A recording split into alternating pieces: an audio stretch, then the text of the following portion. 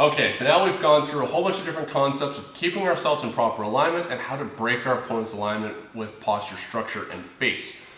So now what I just want to do is just go through, say, my sequence that I usually like to go through right now to break my opponent's alignment and use that to set up the back attack, just so you guys can see some other ways that these concepts are applied. Just turn. So we start in the mount.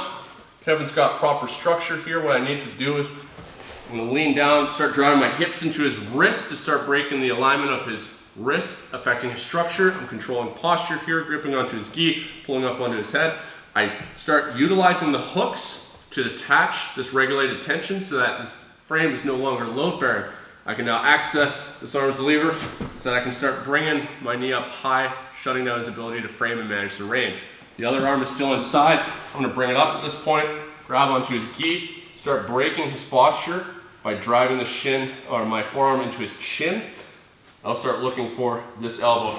He's keeping this elbow nice and tight to my hip. I can't shut it down. What I'm going to do from here is grab the wrist, locking out my arms as frames, using gravity and my weight to pin it down to the mat. Now that I've pinned this, I have rotational control of his body. He cannot drive me to this side right now. If he tries to turn to his right, he can't because this shoulder is pinned to the mat. I can now safely reach this arm underneath because I've looked at after my own base. I can shift my center of gravity a little bit to the side if I want to help make sure that I'm not going to get reversed. I grab this wrist up here so that I'm once again externally rotating the shoulder, accessing this arm as a lever.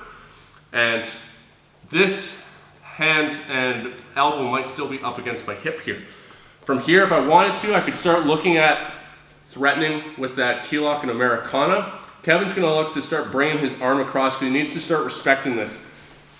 Now the elbow has crossed my center line. I'm using my hips like we talked about in a previous video to now pin this arm to the mat. I switch the control, locking that arm down to the mat before I release. I grab here to gift wrap. Now that I've gift wrap, I have that rotational control on two different planes in the sense where now this stops him from being able to turn into me, and this stops him from being able to turn into me. Now I feel safe to be able to shift my base into a chair sit and take the back.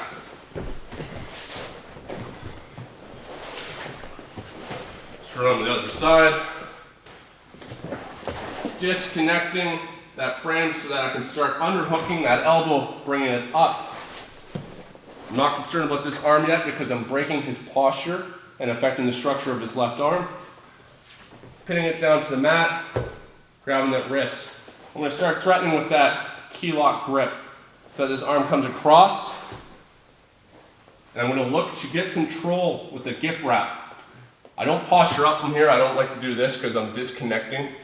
I'm staying nice and tight, keeping my chest and hips behind the elbow here so that he can't ever get that back across my center line. From here, forming a chair sit and adjusting myself to secure the back position.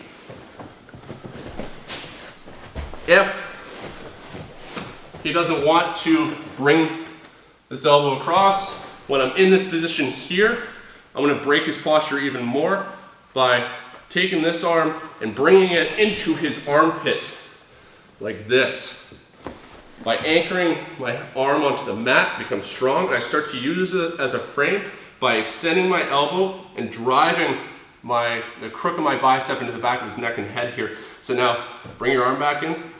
It's stuck, structure is screwed, posture is screwed. He's very weak here and I have one arm free. Great if this is an MMA context, but now I'm going to be able to reach his arm back and access that arm, kind of like just like a regular arm drag. While I'm in this mount, so he's trying to keep that connection.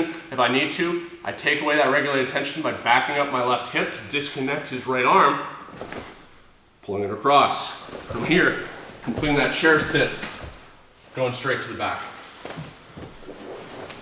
So this is one of my preferred ways of attacking from mount now. It's about all I do. And I hope you guys like it and see some of the ways that I utilize those different kind of control schemes to always be breaking my opponent's alignment so that they're never as strong as they normally would be. And I'm going to have the best ability to be successful with my attacks.